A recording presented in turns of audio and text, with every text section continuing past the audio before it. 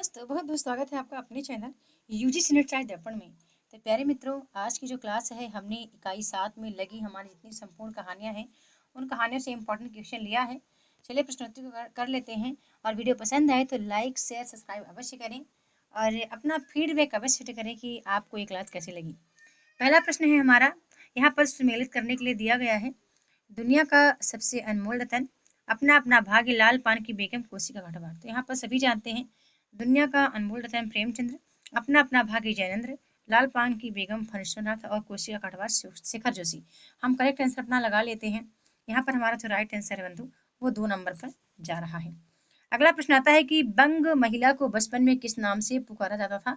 Correct answer है रानी और चारुबाला के नाम से। अगला है बंग महिला बांग्ला में किस नाम से लेखन कार्य करती हैं। इसका सभी जानते हैं, प्रवासिनी के नाम से। अगला प्रश्न आता है कहानी दुलाई वाली 1907 में कौन सी पत्रिका में प्रकाशित हुई थी। ब्राह्मण पत्रिका में। ठीक है, माफ कीजिएगा, सरस्वती पत्रिका में, क्षमा चाहूंगी, सरस्वती पत्रिका यहाँ पर हमारा 4 नंबर का करेक्ट आंसर हो जाएगा। फिर अगला प्रश्न आता है कि वंग महिला का वास्तविक नाम क्या है। सभी जानते हैं, राजेंद्र बाला घोष हमारा राइट आंसर हो जाएगा। अगले प्रश्न की ओर चलते हैं। हमारा प्रश्न निकल कर आता है कि बंग महिला के अनुसार किसी कमीशन में लोगों की भर्ती करना अथवा अपने इकाई मिशन का प्रचार प्रसार कर भारतीयों को बलपूर्वक ईसाई धर्म में सम्मिलित करना किसे अच्छा लगता था। तो यहाँ पर हमारा करेक्ट हो जाएगा लॉर्ड कर्जन। अगला प्रश्न है कि चंद देव से मेरी बातें कहानी में बिजली के माध्यम से किसकी अवस्था का चित्रण किया गया है।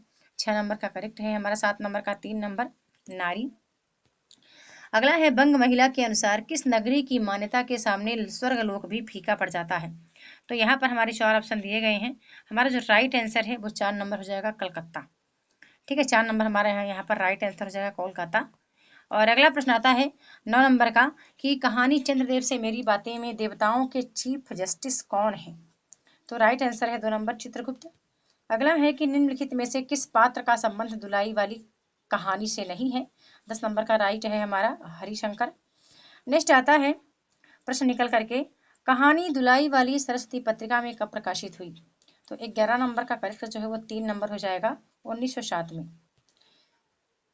फिर अगला प्रश्न आता है कि अरे तुम क्या जानो, इन लोगों की हंसी ऐसी ही होती है, हंसी में किसी के प्राण भी निकल जाए तो भी इन्हें दया न आवे।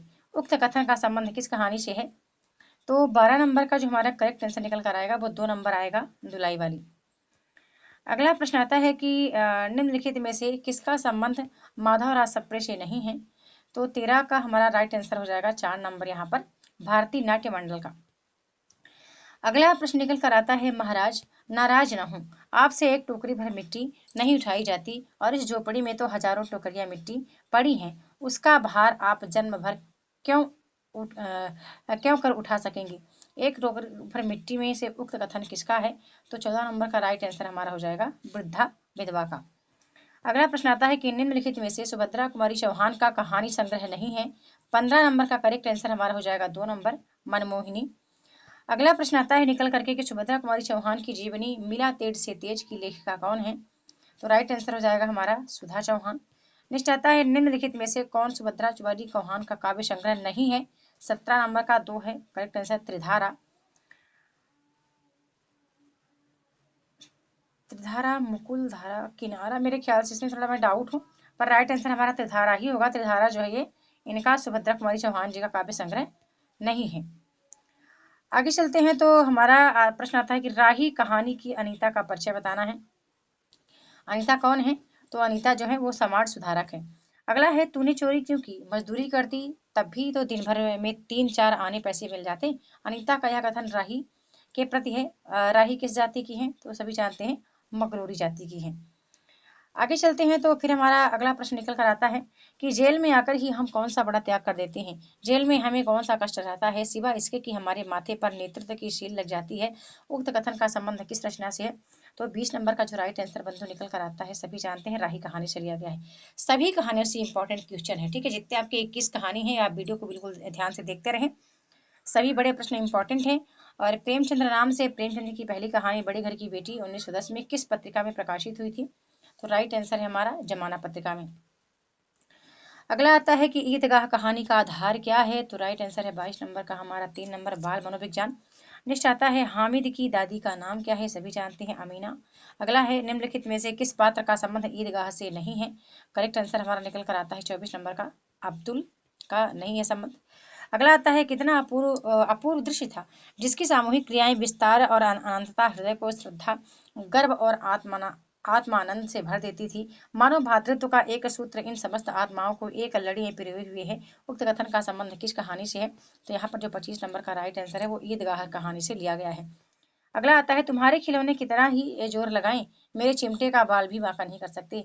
ठीक है, सभी जानते हैं ये प्रेमचंद की कहानी से लिया गया कथन है।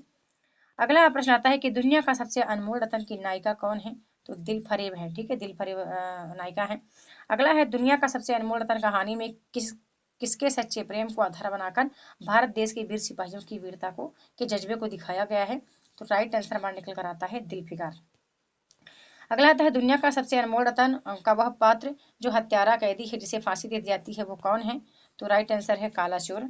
अगला है कि अगर तू सच्चा प्रेमी है तो आ और दुनिया की सबसे अनमोल रतन चीज लेकर मेरे दरबार में आ, ये कथन कौन कहता है, तो ये जो कथन कहती है वो दिल फरेब कहती है। अगला आता है कि दुनिया का अनमोल रतन के अनुसार दुनिया की सबसे अनमोल चीज क्या है, तो यहाँ पर जो हमारा राइट आंसर निकल कर आता है 31 नंबर का वो 4 नंबर है खून का वह आखिरी कतरा जो वतन की हिफाजत के लिए गिरी। फिर अगला प्रश्न आता है कि 1913 में कहानी कानों में कंगना किस पत्रिका में प्रकाशित हुई थी, करेक्ट आंसर हमारा निकल कर आता है 32 नंबर का 3 नंबर इंदु पत्रिका में। अगला है कहानी कानों में कंगना में किरण के पति का नाम क्या है, सभी जानते हैं किरण के पति का नाम नरेंद्र है, दो हमारा राइट आंसर हो जाएगा। अगला है निम्नलिखित में से किस पात्र का संबंध कानों में कंगना से नहीं है, तो यहाँ पर जूही जो पात्र है, ठीक है 34 नंबर का हमारा राहुल राहुल पात्र जो है वो उसका पात्र कानों में कंगना से नहीं है। समय का अद्भुत चक्र है, जिस दिन मैंने धर्म ग्रंथ से मुंह मोड़ा उसी दिन कामदेव ने वहां जाकर उनकी किताब का पहला सफा पलटा। बड़ा इंपॉर्टेंट कथन है, ठीक है, इसको जरूर आप याद रखें। 35 नंबर का कानून में कंगना से लिया गया कथन है। अगला प्रश्न आता है चंद्रधर शर्मा गुलेरी ने समालोचक पत्र का संपादन भार कब संभाला था, 36 का करेक्ट आंसर निकल कर आता है हमारा 4 नंबर 1905 में, सॉरी 1900, हाँ 1905 में 3 नंबर हमारा राइट आंसर है। हाँ नहीं माफ कीजिएगा, हाँ 1902 में, ठीक है 1902 में हम यहाँ पर इन्होंने समालोचक पत्र का संपादन भार संभाला था। अगला है उसने कहा था कहानी 1915 में कौन सी पत्रिका में प्रकाशित हुई थी, 37 का हमारा सरस्वती पत्रिका राइट आंसर हो जाएगा। अगला है निम्नलिखित में से किस पत्र का संबंध उसने कहा था कहानी से नहीं है, किस पात्र का संबंध, ठीक है, तो यहाँ आप जानते हैं राइट आंसर हमारा जो 38 का निकल कर आता है वो वजीरा सिंह, ठीक है, हजारा बोधा कीरत सिंह है लेकिन वजीरा सिंह नहीं है। अगला है निम्नलिखित में से कौन में से किस पात्र का संबंध उसने कहा था कहानी से है, तो यहाँ पर जो हमारा राइट आंसर निकल कर आता है 39 का वो है लेफ्टन साहब। अगला आता है तेरी कुड़माई हो गई वाक्य में कुड़माई शब्द का अर्थ क्या होता है, तो राइट आंसर है सगाई होना। यहाँ पर 3 नंबर हमारा 40 का राइट आंसर हो जाएगा। अगला प्रश्न आता है लहना सिंह कौन से नंबर की सिख राइफल का जमादार था, 41 का जो हमारा करेक्ट आंसर निकल कर आता है बंधु वो है 3 नंबर नंबर 77। अगला है लड़के ने घर की राह ली, रास्ते में एक लड़के को मोरी में ढकेल दिया, एक छाबड़ी वाले की दिन भर की कमाई खोई, एक कुत्ते पर पत्थर मारा, एक गोभी वाले के ठेले में दूध उड़ेल दिया। उक्त कथन का संबंध किस कहानी से है, सभी जानते हैं उसने कहा था। नेक्स्ट आता है बड़े बड़े शहरों में इक्के गाड़ी वालों की जवान, ठीक है, ये भी जो कथन है ये गुलेरी जी उसने कहा था से लिया गया है, ठीक है, ये सब जानते हैं जिसने कहानियां पढ़ी हैं। 1912 में इंदु पत्रिका में जयशंकर प्रसाद की कौन सी कहानी प्रकाशित हुई थी, 44 का ए नंबर है ग्राम कहानी, ए नंबर राइट आंसर है। अगला आता है निम्नलिखित में से प्रसाद की कहानी नहीं है, तो यहाँ पर आप जानते हैं जो बड़ा जादूगर, ठीक है, बड़ा जादूगर प्रसाद की कहानी नहीं है। आकाशदीप कहानी के संदर्भ में फिर से हमें यहाँ सुमेलित करना है, तो यहाँ पर हम देखते हैं कौन क्या है। यदि आप एक दो भी लगा लेते हैं, जानते हैं चंपा नायिका है, बुद्धगुप्त यहाँ पे, ठीक है, नायक के रूप में आता है और जया दासी के रूप में आती है, मणिभद्र यहाँ खलनायक के रूप में आता है, ठीक है, तो 46 नंबर का हमारा जो राइट आंसर निकल कर आता है वो बंधु यहाँ पर 2 नंबर ही निकल कर आता है। आगे चलते हैं, तो अगला है बुद्धगुप्त मेरे लिए सब भूमि मिट्टी है, सब जल तरल है, सब पवन शीतल है, कोई विशेष आशंका आकांक्षा हृदय में अग्नि के समान प्रचलित नहीं। उक्त कथन बताना है किसके द्वारा कहा गया, 47 का 3 नंबर है चंपा के द्वारा। अगला प्रश्न आता है भगवान मेरे पथ भ्रष्ट नाविक को अंधकार में ठीक पथ पर ले चलना। उक्त प्रार्थना का संबंध किस कहानी से है? 48 का 4 नंबर राइट हो जाएगा, आकाशदीप। फिर एक अगला प्रश्न निकल कर आता है, चंपा हम लोग जन्मभूमि भारतवर्ष से कितनी दूर इन गिरीह प्राणियों में इंद्र और सच के समान पूरित हैं? उक्त कथन का संबंध किस कहानीकार से लिया गया है? 49 का सभी जानते हैं, जयशंकर प्रसाद की कहानी से लिया गया है। जैनेंद्र के बचपन का नाम क्या था? तो सभी जानते हैं, यहाँ पर आनंदीलाल करेक्ट आंसर हो जाएगा।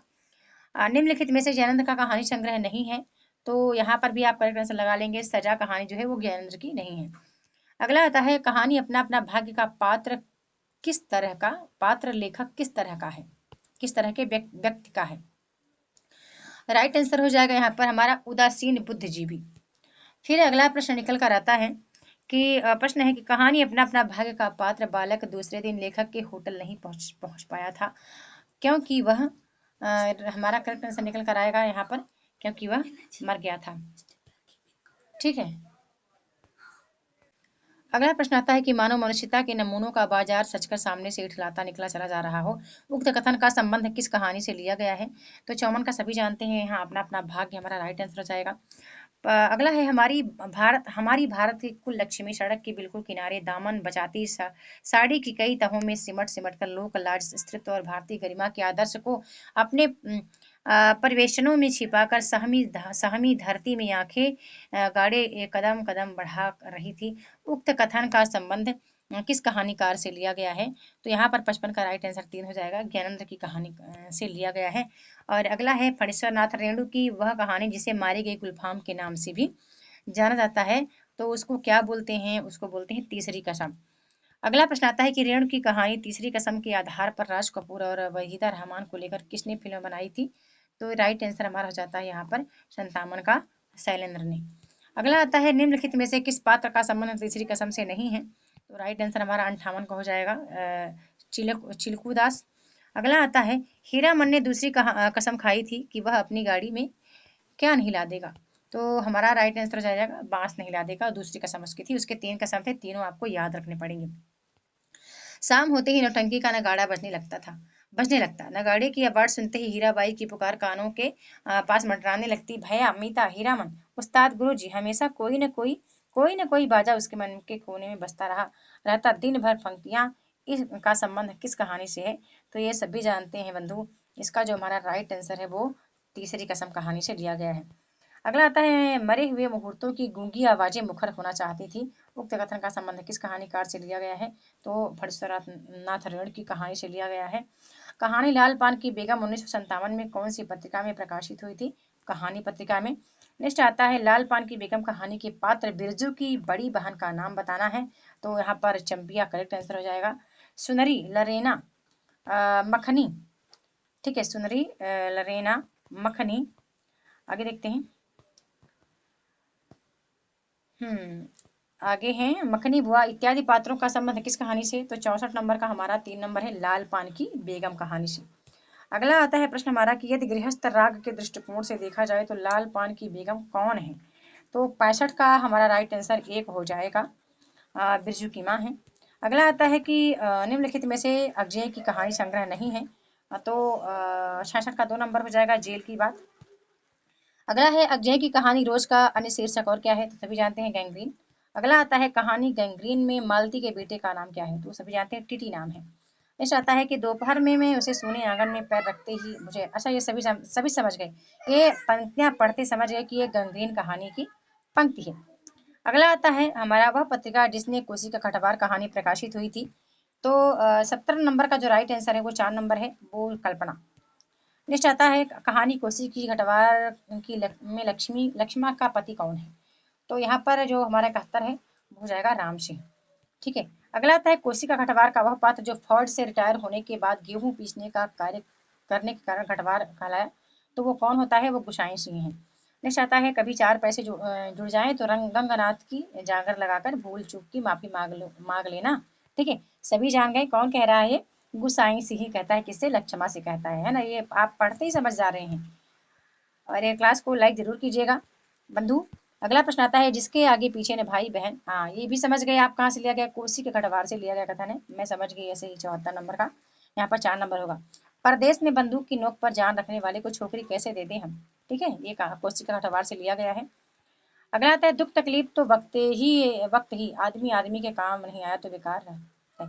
साला कितना कमाया, कितना फूंका हमने इस जिंदगी में, कोई हिसाब है, कोई हिसाब। उक्त कथन का संबंध सभी समझते हैं, लिया गया है कहाँ से? खर जोशी के कहानी से। ठीक है, भीष्म साहनी के ने कौन सी पत्रिका का संपादन किया था? 76 का राइट आंसर निकल कर आता है हमारा 3 नंबर, नई कहानियां। अगला है निम्नलिखित में से भीष्म साहनी का कहानी संग्रह नहीं है, तो यहाँ पर जो 77 का राइट आंसर वो 1 नंबर हो जाएगा, काशी बाट। नेक्स्ट आता है 78 नंबर का। कहानी अमरीश आ गया का वह पात्र जो प्रारंभ में डरपोक सा जान पड़ता है लेकिन अंत में उग्र रूप धारण कर लेता है, तो 78 का जो राइट आंसर है वो 1 नंबर है, बाबू। ठीक है, आगे आता है कि उन्हीं दिनों पाकिस्तान के बनाए जाने का ऐलान किया गया था, और लोग तरह तरह के अनुमान लगाने लगे थे कि भविष्य में जीवन की रूपरेखा कैसी होगी। उक्त कथन का संबंध किस कहानी से है? 39 का 1 नंबर है, अमृतसर आ गया। नेक्स्ट आता है कोई नहीं जानता था कि कौन सा कदम ठीक होगा और कौन सा गलत। एक और पाकिस्तान बन जाने का जोश था तो दूसरी ओर हिंदुस्तान के आजाद हो जाने का जोश। बताना है कहाँ से लिया गया है? 4 नंबर राइट है, भीष्म साहनी की कहानी से। नेक्स्ट आता है शहर आ गया है। अगला प्रश्न आता है कि शहर आ गया है, वह फिर ऊंची आवाज में चिल्लाया, अमृतसर आ गया है। कहानी में उक्त वाक्य कहने वाला पात्र कौन है? तो राइट आंसर है बाबू है। अगला प्रश्न आता है कि निम्नलिखित में से किस कहानी में मध्यम वर्गीय समाज के खोखलेपन को दर्शाया गया है? तो यहाँ पर 82 का सभी जानते हैं, चीफ की दावत है कहानी। चीफ की दावत कहानी का चीफ कौन है? तो यहाँ पर राइट आंसर है चीफ सामनाथ का बोस है। अगला आता है ना मैं न पढ़ी न लिखी बेटा मैं क्या बात करूंगी, तुम कह देना मां अनपढ़ है। हाँ, सभी समझ गए है ना? चीफ की दावत कहानी से लिया गया ये कथन है। सभी यहाँ पर देख लेना वीडियो पॉज करके भी। बाकी काफी मित्रों को हमारे ये सब कथन याद है। कहानी सिक्का बदल गया किस पत्रिका में प्रकाशित हुआ था? तो 85 का राइट आंसर है प्रतीक पत्रिका में। अगला आता है कहानी सिक्का बदल गया की मूल संवेदना क्या है? तो 86 का राइट आंसर है हमारा 4 नंबर, देश विभाजन। नेक्स्ट आता है शाहजी का वह सेवक जो साहनी को मारने की योजना बनाता है, उसको क्या नाम है वो? तो सभी जानते हैं शेरा। नेक्स्ट आता है कि सिक्का बदल गया कहानी का वह पात्र जो विभाजन के दौरान साहनी को हवेली खाली करने के लिए कहता है, तो वो कौन है? तो वो दाऊद है, दाऊद खां। अगला आता है कि रब तुम्हें सलामत रखे बच्चा खुशियां बख्शे। कहानी सिक्का बदल गया में उक्त कथन किसका है? तो साहनी का कथन है। नेक्स्ट आता है कौन नहीं है आज वहाँ? सारा गांव है जो उसके इशारे पर नाचता था कभी, उसकी असामियां हैं जिन्हें उसने अपने नाते रिश्तों में से कभी कम नहीं समझा, लेकिन नहीं आज उसका कोई नहीं, आज वह अकेली है। सभी जानते हैं ये सिक्का बदल गया कहानी से ये कथन लिया गया है। आगे यह है कि हरशंकर परसाई ने जबलपुर से कौन सी साहित्यिक पत्रिका का संपादन किया था? तो राइट आंसर यहाँ 3 नंबर हमारा है, वसुधा। नेक्स्ट आता है हरशंकर परसाई ने प्रहरी नामक पत्र में किस नाम से लेखन कार्य प्रारंभ किया था? राइट आंसर हमारा 92 का उदार करेक्ट आंसर हो जाएगा। अगला है किसके द्वारा सीनियर इंस्पेक्टर मातादीन को चांद पर भेजने के लिए चुना गया? 93 का 4 नंबर हमारा करेक्ट आंसर है सचिव। हवलदार बलभद्र मातादीन को क्या कहकर पुकारता था? 94 का 2 नंबर राइट आंसर है पेक्पसा। अगला है वह कौन है जो परेशान होकर माता दीन से पुनः भारत देश लौट जाने का आग्रह करते हैं? 95 का 3 राइट आंसर हो जाएगा प्रधानमंत्री। अगला है कोतवाल और इंस्पेक्टर कौन सी पुलिस के सिपाही हैं? 96 का 2 नंबर राइट होगा चांद की। ठीक है, ये इतना चिल्लाती है वंशिका मेरी, बहुत परेशान करती है, माफी चाहूंगी बंधुओं। हनुमान का दर्शन कर कर्तव्य परायण पुलिस वाले के लिए जरूरी है। हनुमान सुग्रीव के यहाँ स्पेशल ब्रांच में थे, उन्होंने सीता माता का पता लगाया था। उक्त कथन का संबंध बताना है कि किस कहानीकार से लिया गया है। ठीक है, किस कहानीकार से लिया गया है यह बताना है हमें। तो यहाँ पर जो हमारा राइट आंसर बंधु निकल कर आता है हरिशंकर की परसाई जी की कहानी से यह कथन लिया गया है। कोई आदमी किसी मरते हुए आदमी के पास नहीं जाता इस डर से कि वह कत्ल के मामले में फंसा दिया जाएगा। बेटा बीमार बाप की सेवा नहीं करता, वह डरता है कि बाप मर गया तो उस पर कहीं हत्या का आरोप न लगा दिया जाए। उक्त पंक्तियों में किस विभाग के भ्रष्ट राजनीति की ओर संकेत किया गया है? राइट आंसर है पुलिस विभाग। अगला आता है कि ज्ञान रंजन ने किस पत्रिका का संपादन किया था? राइट आंसर हमारा है यहाँ पहल पत्रिका। अगला है कि निम्नलिखित में से किस पात्र का संबंध पिता कहानी से यहाँ पर नहीं है? हमारा जो राइट आंसर निकल कर आता है यहाँ पर 99 का 3 नंबर पहल है।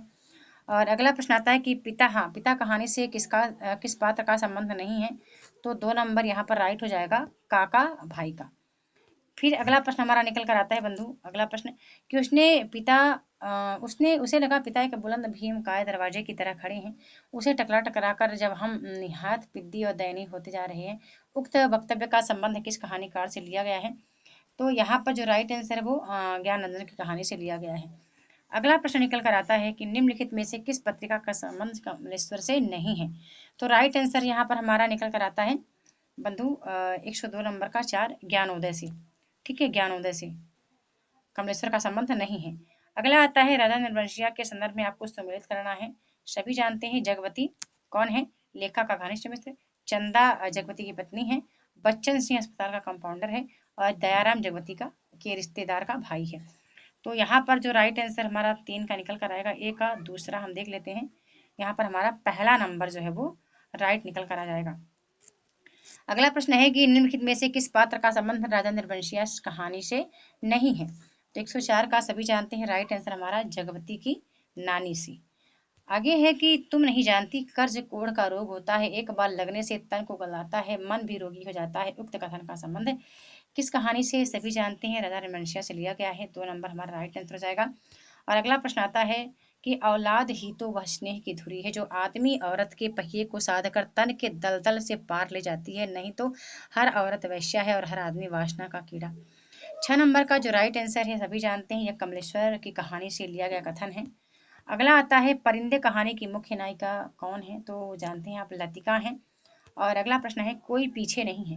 यह बात मुझसे एक अजीब किस्म की बेफिक्री पैदा कर देती है, लेकिन कुछ लोगों की मौत अनंत तक पहेली बनी रहती है, शायद वे जिंदगी से बहुत उम्मीदें लगाते हैं। उक्त कथन का संबंध बताना है। तो 8 का सभी जानते हैं ये परिंदे कहानी से लिया गया कथन है। 108 प्रश्न यहाँ पर मैंने लिए थे। और ये क्लास आपको कैसी लगी? लाइक कमेंट के माध्यम से अवश्य बताएं। बहुत बहुत धन्यवाद।